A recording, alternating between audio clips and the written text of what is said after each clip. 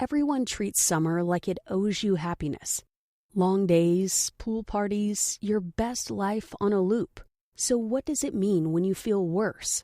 The summer blues are real. It's why summer is one of the busiest stretches of the year for people starting therapy. Therapy is not only for when you're in crisis. Grow therapy is for all the moments when you decide you want more. More support, more clarity, more tools. Mental health isn't a destination you reach. It's something you build, and Grow makes that easier. Grow connects you with thousands of high-quality licensed therapists across the U.S., offering both virtual and in-person sessions, nights and weekends. You can search by what matters, like insurance, specialty, identity, or availability, and get started in as little as 2 days. There are no subscriptions, no long-term commitments. You just pay per session. Grow helps you find therapy on your time. The therapist you want takes your insurance on Grow. Grow accepts over 125 insurance plans. Sessions average $21 with insurance, and some pay as little as $0 depending on their plan. Visit growtherapy.com/book now today to get started. That's growtherapy.com/book now. growtherapy.com/book now. Availability and coverage vary by state and insurance plan. You alright? This is The World Around You with Pause for Thought on Threshold FM. Now, it's episode 5, it's week 5 of it. It's going to be a little bit different this week, and I wanted to introduce the idea that I think actually got me the show in the first place. See, Jimmy heard from the Jimmy Budd Experience from 10 o'clock in the mornings. He heard me do a little podcast kind of thing about the Lion King and hidden messages within the Lion King, except I did it all in this voice, speaking as a guy that I was calling Kieran, and he was saying, Kieran lives in his mum's cellar and that. But I thought I'd do them all in my normal voice, so it's all about the Little Mermaid this week, and it's the hidden messages within the Little Mermaid, Disney's original cartoon version. And it's, you might actually like it, you might find this fun. Other people seem to have done. They just found the Kieran's voice really fucking irritating. But it was supposed to be irritating, you see, because originally it was for Rim Radio. Rim Radio's this idea that I've got where it's a really fucking weird and dodgy radio station run by someone who is an active sexual predator, and he preys on people, like people with this voice. But that's something you're going to have to wait a while for, because I need people who can do voices for that. So, anyway, let's get into The Little Mermaid. So, the reason I'm doing The Little Mermaid is because someone watched, of the few people that found the Lion King one, which just wouldn't be long enough really to help fill the show up. They saw that and they suggested The Little Mermaid, so I thought, you know what, yeah, I'll do it. And I don't think I'd ever seen The Little Mermaid either. So it was all, like, I knew of the characters. I was aware there was a lobster and I think there was a yellow and blue fish. Obviously there's mermaids and King Triton, which it looks a bit like Poseidon, but we'll get into all that. And we're still going to have songs in that, don't worry, we're still going to have songs. I've re-recorded this especially for Threshold FM. So this time it might be nice to, if you've got get your mugs at the ready, throw some beans in there, your double drop coffee. Have a little perusal of worldaroundyou.com.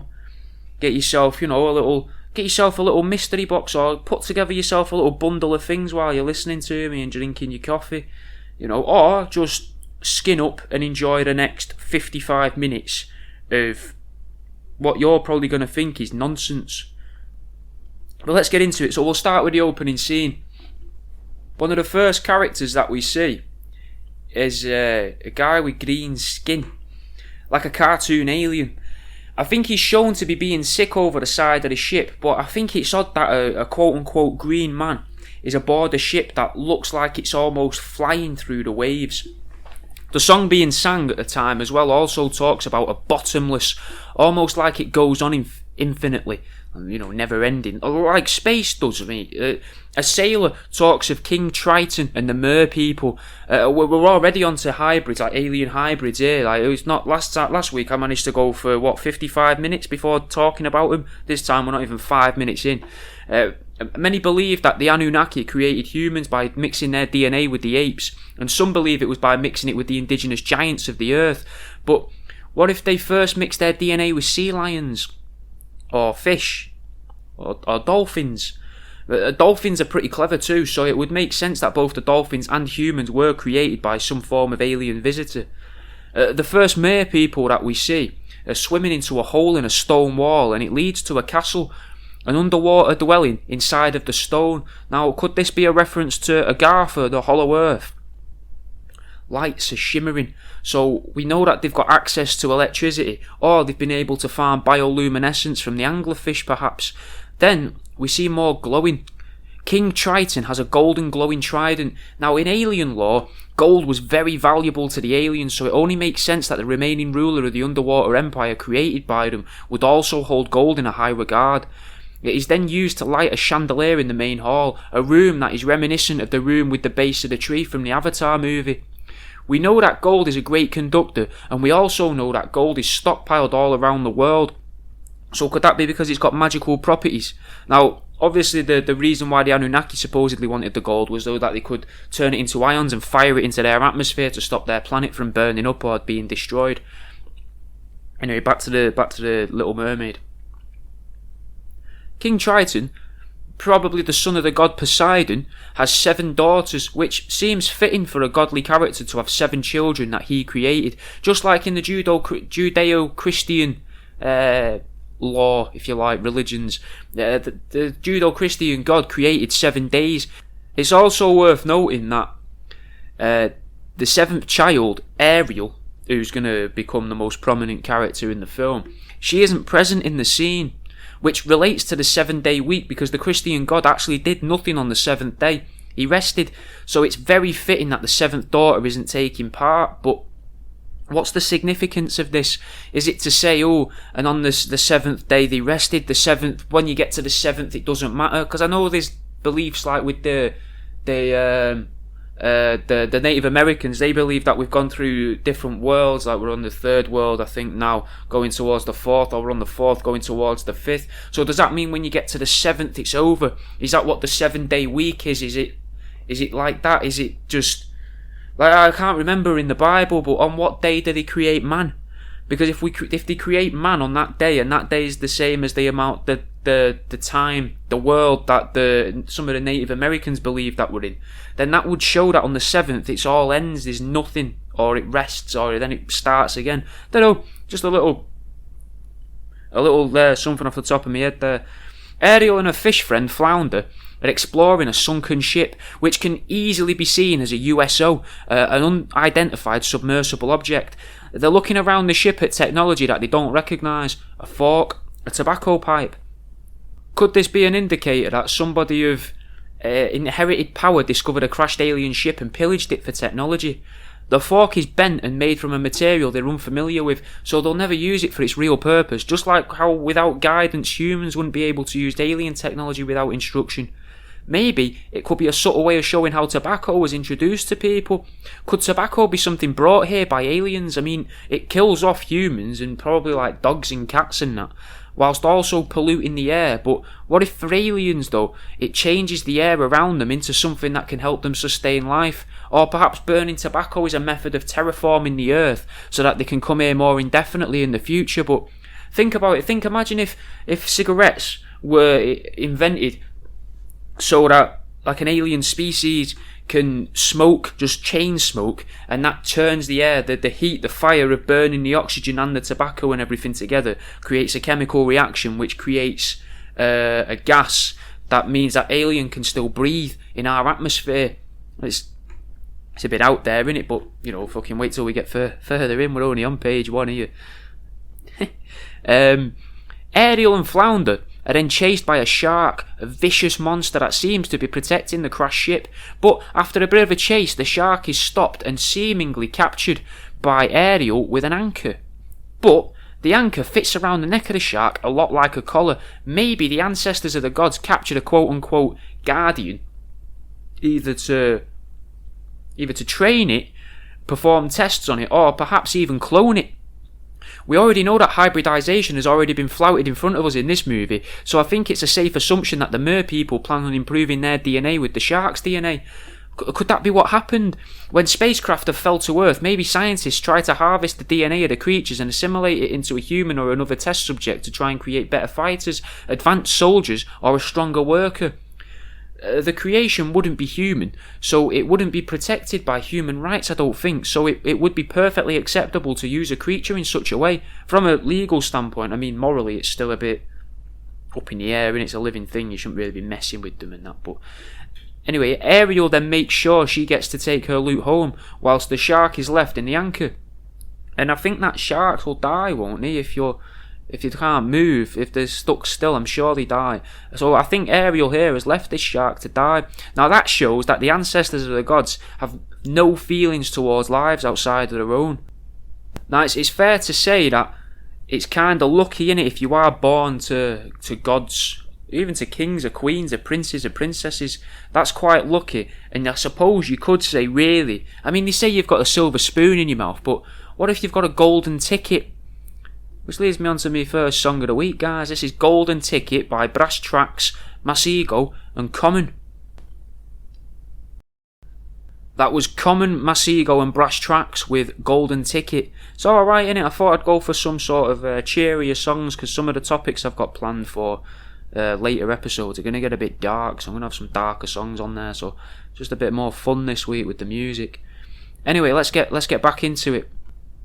So the loot that the child and the fat fish have plundered is then taken to an expert in the shape of a seagull, an expert that clearly doesn't know anything, and maybe that's what happened in the real world when they dismantled an alien spacecraft.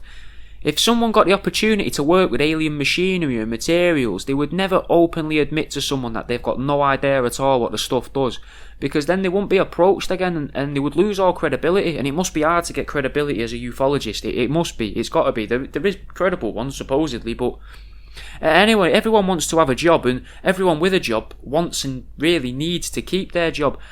So the seagull, he suggests that the fork is for frizzing up your hair. Maybe one of the first things to come out of a spacecraft was something that blew air around, and the scientists said it was for drying hair or applying heat. What if the air blower discovered on the downed spacecraft was actually something to change the air particles so that they were useful in some way to the aliens, though? Like, why would aliens have hair? He then suggests that the tobacco pipe is a means of making music, something that humans invented to pass the time when staring at each other became boring. What if by music, the writers of the Little Mermaid actually just mean using technology that creates vibrations or sound waves, kind of like what Michael Tallinger lectures about when he describes possible methods used for lifting huge stones that created the pyramids? Maybe aliens were involved in the creation of the pyramids, but perhaps not directly.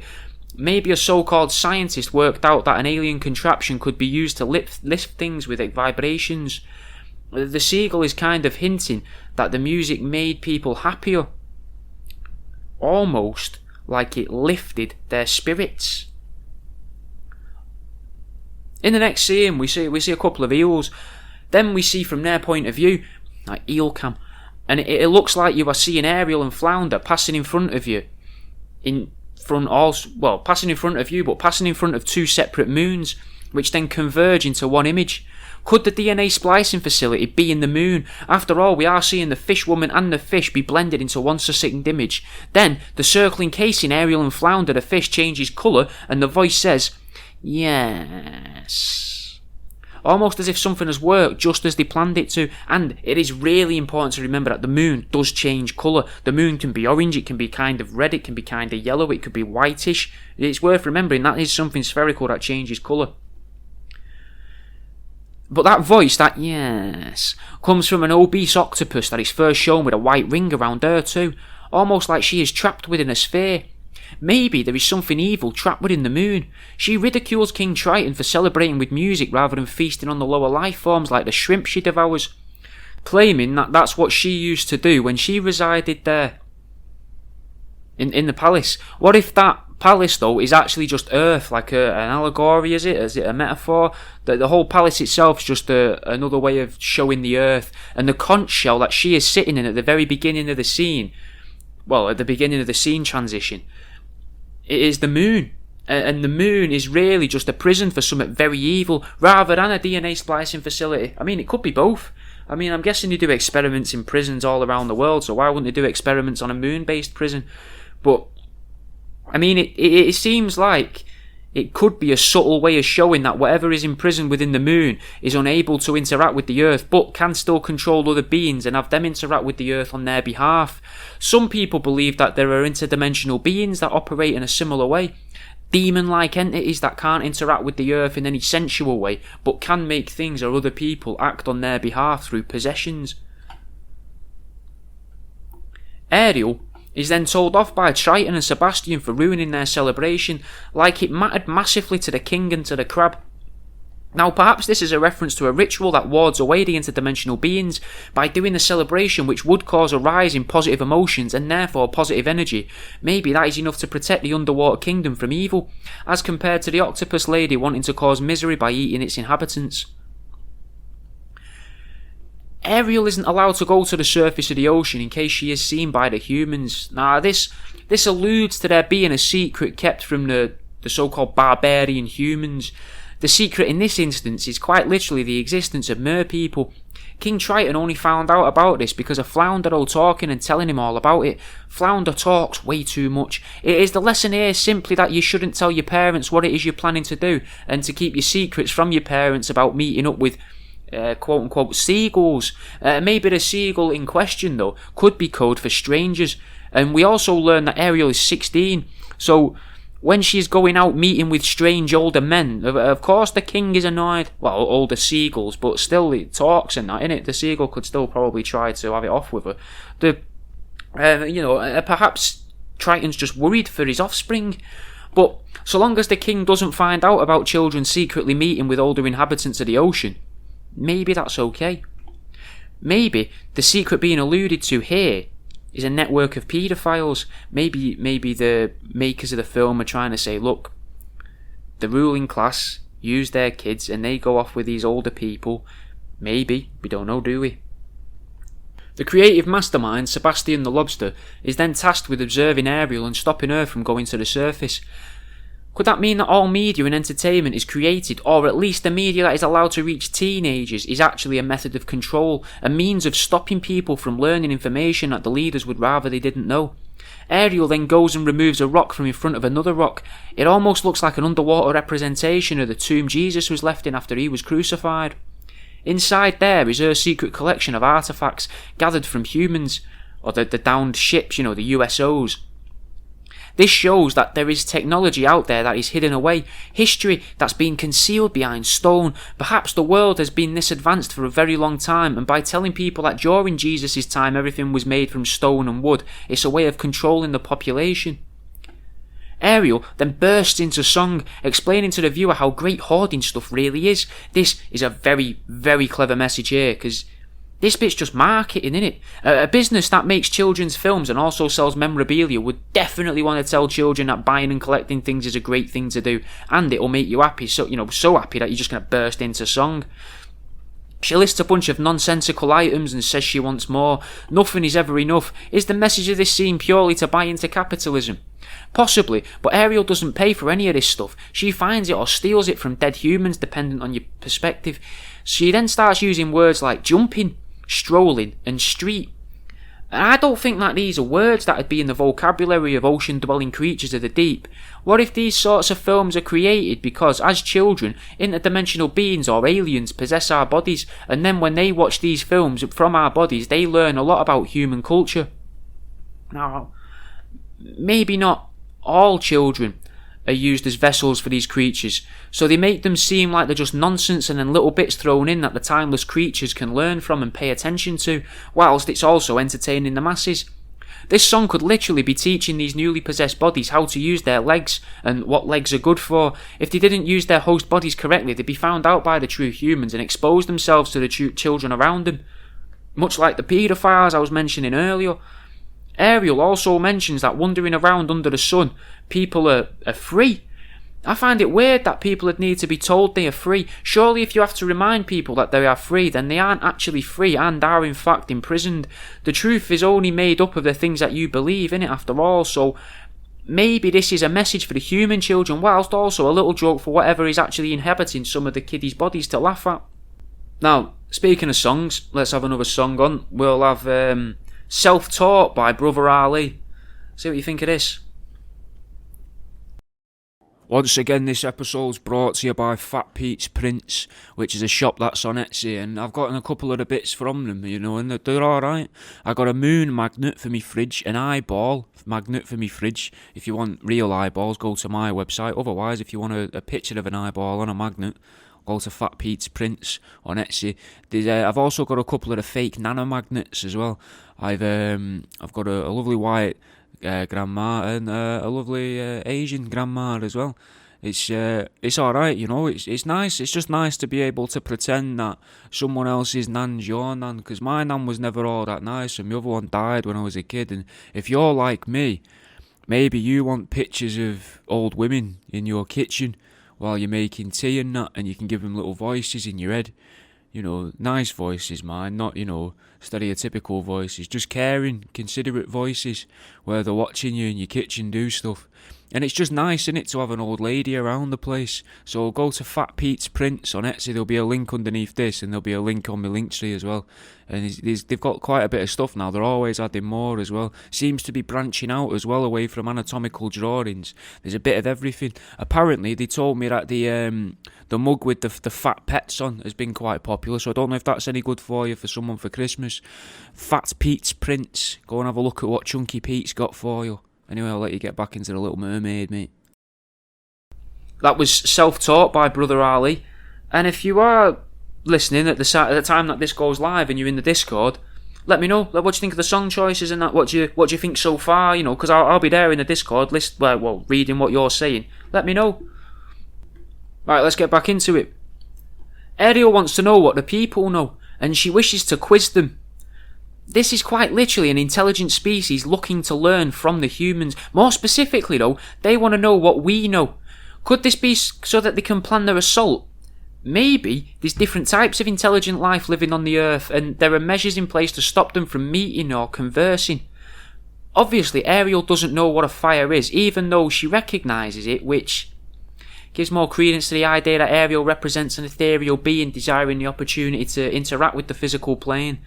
The song ends with her saying that she wishes she could be a part of that world. Now, it is fucking really weird, isn't it, that Ariel can recognise fire, having lived underwater her whole life. That's bizarre, isn't it? It's a flaw in the story, but is it there to try and teach them, the interdimensional beings, that fire exists? Fire is, this is what fire does. Fire is the peak, But I mean, that's one tangent, but just as a side note, I guess I think it's pretty weird that Ariel would have pearl necklaces.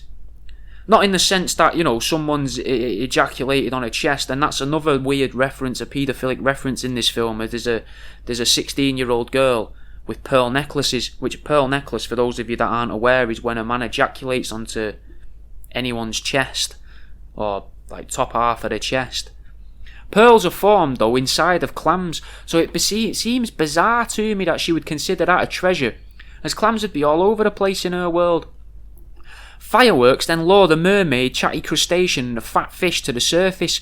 Could this be something that fireworks celebrations are for? Lighting up the sky, producing lots of noise, lots of smoke and gases, as a way of either inviting creatures to Earth or disguising their arrival.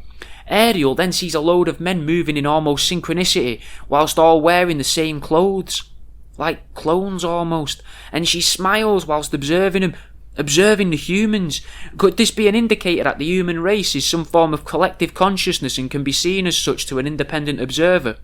The men are moving at different rates, but they're all moving to the jaunty sea tune being played, so it can easily be argued they're all moving as one, all whilst the fireworks are going off. Now, people tend to gather in crowds to observe fireworks too, so that would make for a good opportunity to view humans and observe their behaviours, like feeding time at the zoo almost. A dog manages to notice Ariel, and a lot of people believe that dogs can see ghosts and other apparitions. This seems somewhat far-fetched as a concept until you take a moment to realise that Ariel must be floating above the water at this point, and by living under the sea she can move in any given direction, rather than being constrained to the floor like the dog and the humans. a lot like a gaseous being. The human man then distracts the dog with a flute, another use of distraction to stop living organisms from paying attention to things that they shouldn't know about. We then learn that the man on the boat is a prince. He's called Prince Eric, and that he has been on the search for a concubine or a wife. This pleases the mermaid as it means she's got the chance to experience firsthand a human emotion. The ship is struck by lightning though and quickly crashes, throwing everyone overboard. This devastating event happens whilst the mermaid is interacting with the humans, almost like it's teaching the viewer that these different species interacting with each other's lives causes catastrophe. Ariel then pulls Eric to the shore, and it's worth noting that she can survive on land as well as water, again indicating that she is not held back by earthly limitations such as the need to breathe. This shows us that if Ariel is indeed a representation of the offspring of gods, or in fact a manifestation of an interdimensional being, that they don't have the same base needs as humans, just a lust for knowledge.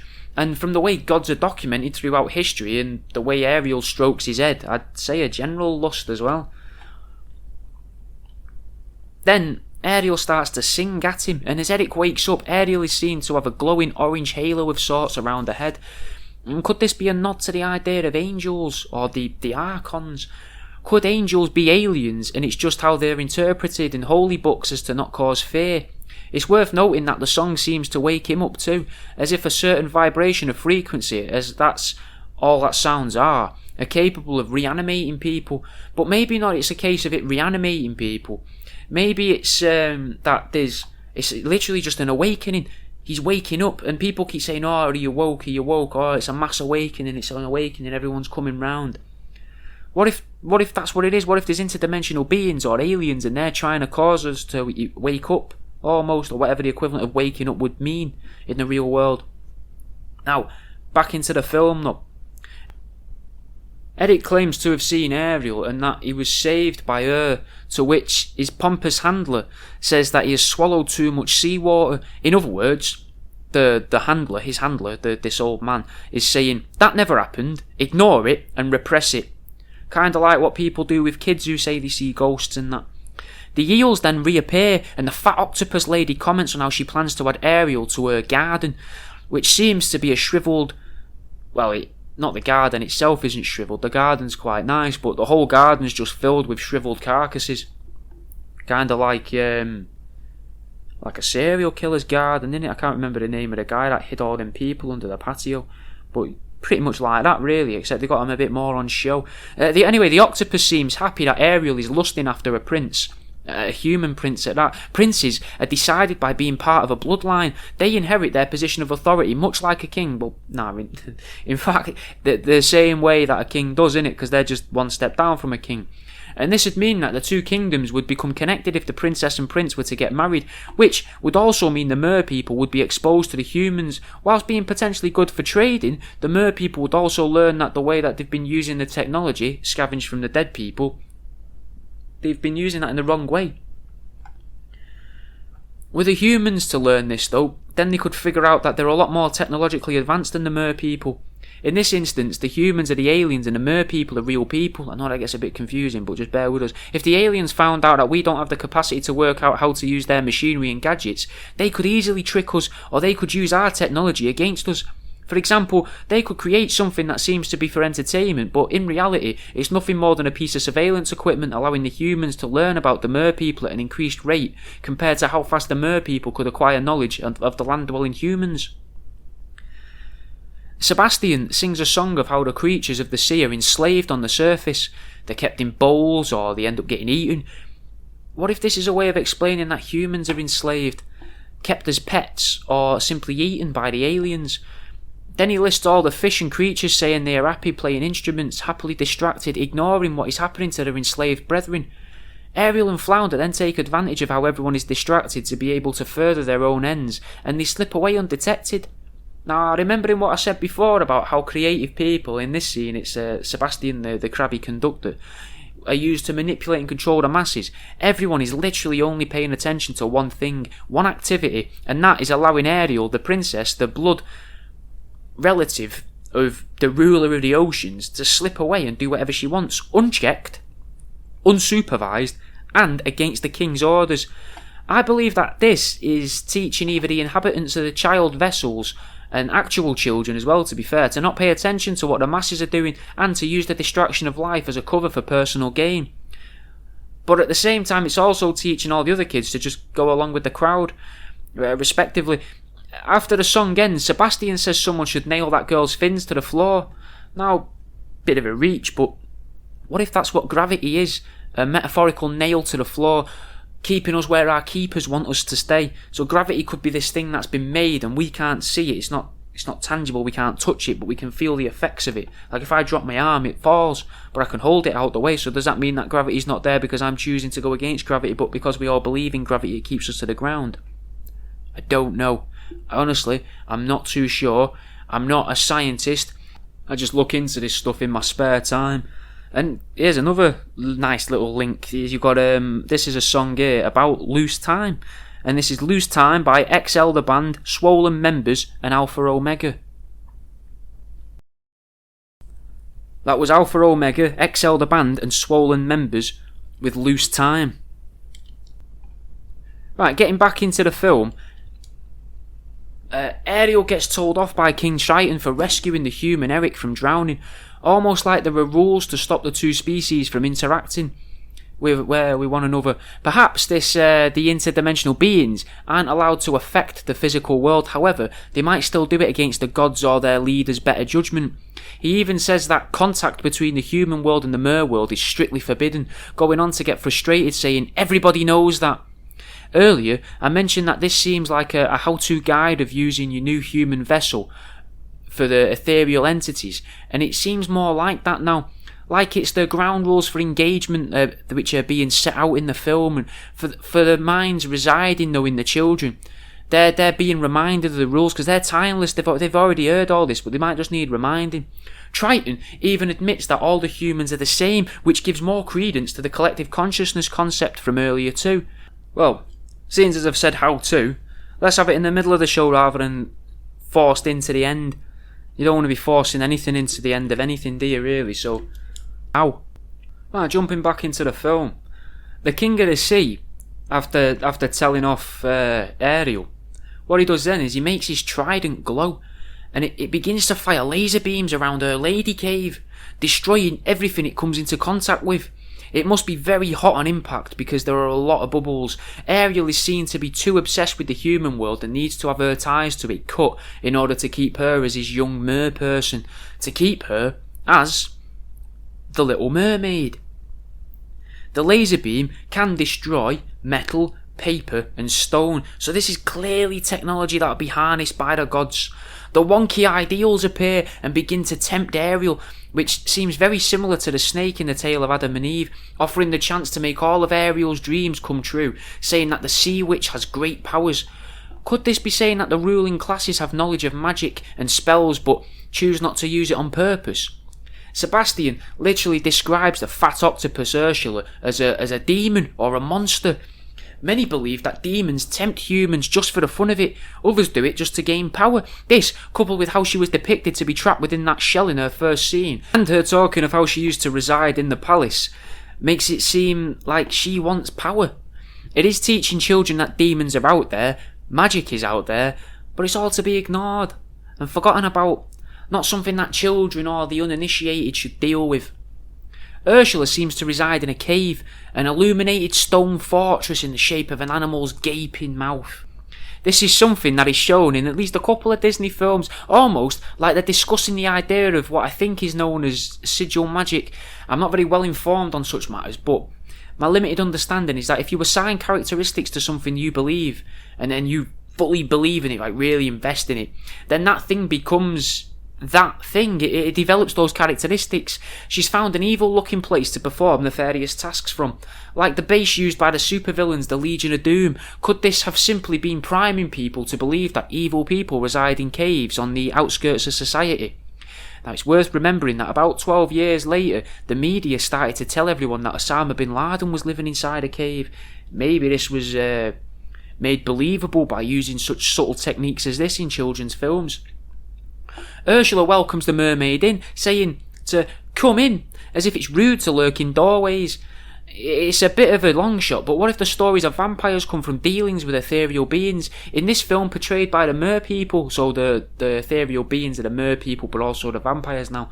I know I've thrown them around a bit. They've been the people, they've been the merfolk, they've been the vampires, they've been ethereal beings, they've been aliens.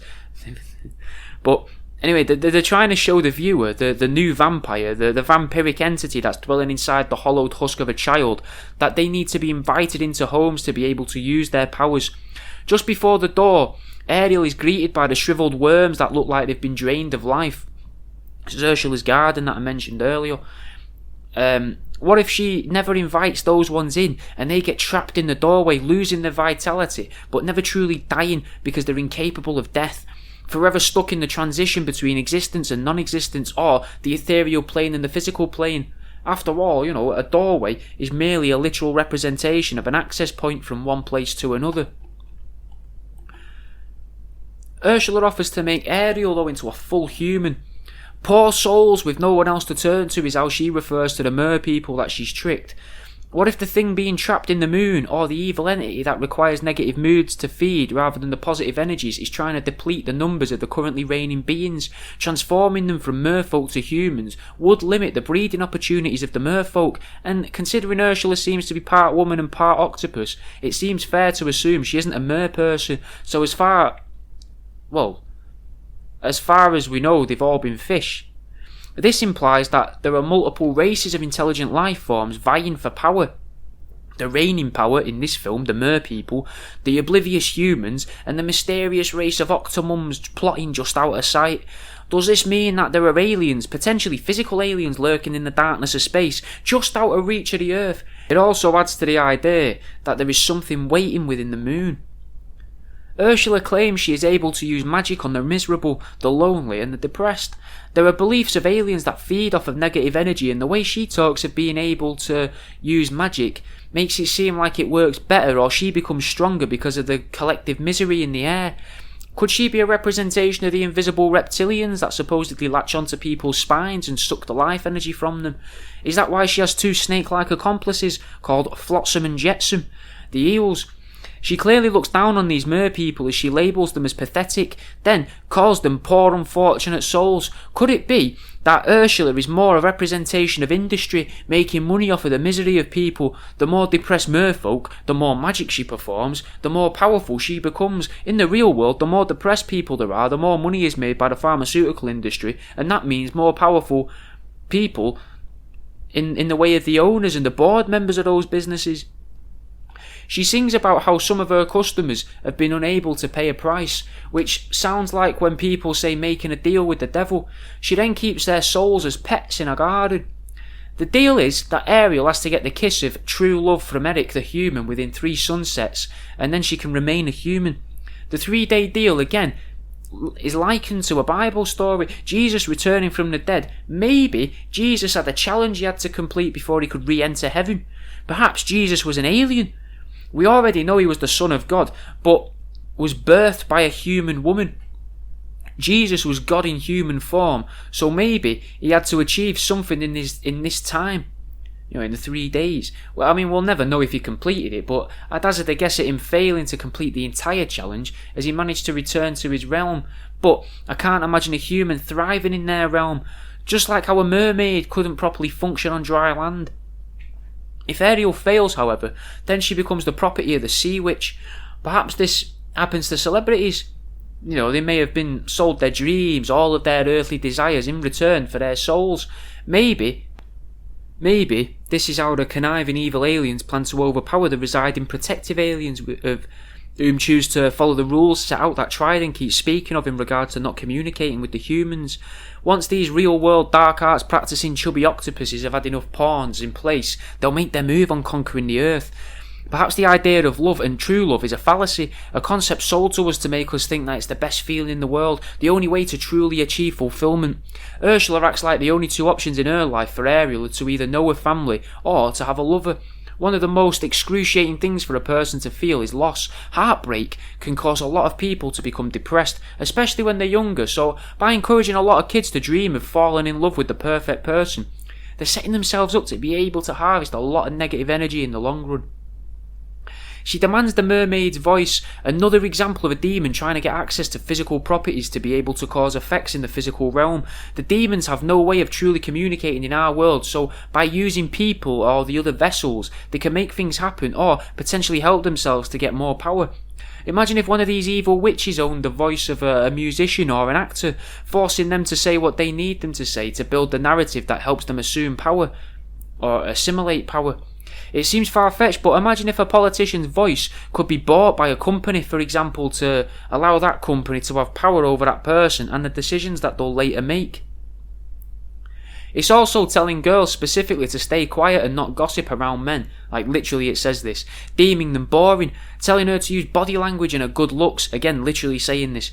This plays to the ego of Ariel, just as a demon would play to the ego of a human in order to get them to make a deal. The deal is signed for all eternity. The ethereal beings aren't supposed to be able to experience time, so this seems a little odd to me. But by signing the document, it means the mermaid gets to experience the concept of time and space in the way of a human would. And once her shell expires, her soul will go back to Ursula, so either way Ursula still wins. Whether Ariel manages to neck Eric or not, she's going to get diddled by the sea witch. It's literally just a matter of time. The princess is forced to sing whilst the octopus lady harvests her voice. Could it be that organised religions are actually construed by the demons or the so-called devil, so that when people sing in unison or chant together, the evil entities get to feast on that energy? It's never made sense to me that religion would be good for people. It's accessible to all, it's free to be a part of, and I don't understand how it's not something that allows people to just be taken advantage of. It's hard to imagine all of that being true. It makes a lot more sense that the whole thing is a trick. From memory, the Catholic faith is all about feeling guilty for everything you do and every decision you make, whilst also carrying the long-standing guilt of your supposed ancestor in the form of something called original sin. The dog once again senses the presence of Ariel. Then the newly disabled child is dragged off by a prince to his castle. Is this a subtle nod to sex trafficking scandals that we're reading about all the time on the internet? Ariel misuses the human technology and the prince is just simply amused by it. They are then offered crab to eat, confirming Sebastian's lyrics earlier on whilst he struggles to watch the chef decapitate and fillet his potential friends. This is another way that the creators of the film display how the true ruling class eat the lesser beings of the planet.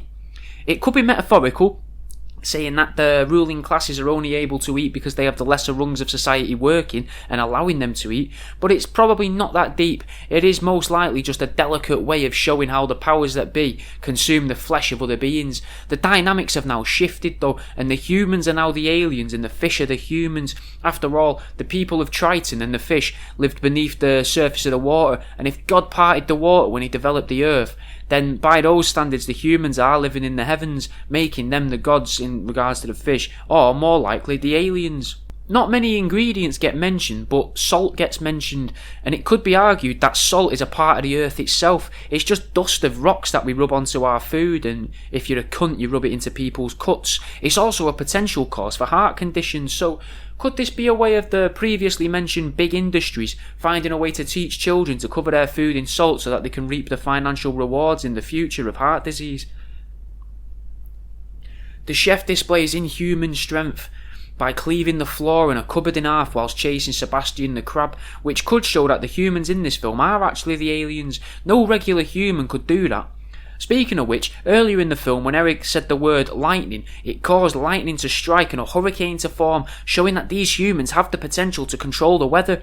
More specifically, the prince, or the world leaders, have the power to control the weather. Could this be a reference to HARP, the weather manipulation weapon rumoured to exist?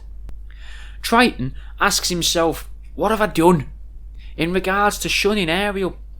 And could this be what the Christian God did when he cast Jesus from heaven to live amongst humans? Or could it be what Anu, the leader of the Anunnaki, thought to himself when he sent Enki and Enlil to Earth to harvest gold, which ended up resulting in the genetic manipulation and copulation with their own science experiments? The seagull's back, and he tries to help Ariel seduce the man by singing.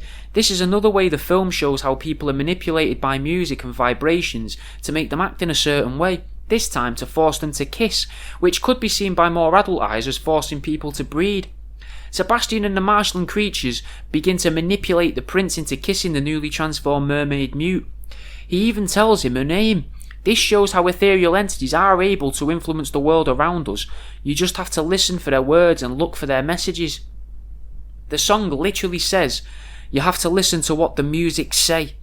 And nearly every song on the radio, like in the real world, not in the film, nearly every song in the radio is about having sex or kissing people. Music must be made by the good ethereal beings to help steer humanity away from the desires of the darker ethereal beings, trying to limit the control they have over the world. The song itself, lyric-wise, is a lot of la la la sounds, and the message to kiss the girl is clear.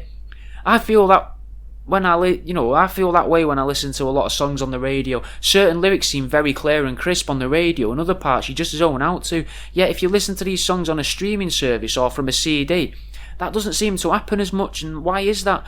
Ursula manages to make the eels tip the boat over now, but it's worth remembering that they are merely her puppets being forced to work for her. They're not actually evil. They're just working. They're just at work. Ursula then begins to use music to distract Eric and influence his will, possessing him it seems. Perhaps there are types of music that is made by both evil and friendly entities. That chapter seems to end with Ursula disguised as a human with the shell around her neck that contains Ariel's voice, and transitions into the sun in the next scene.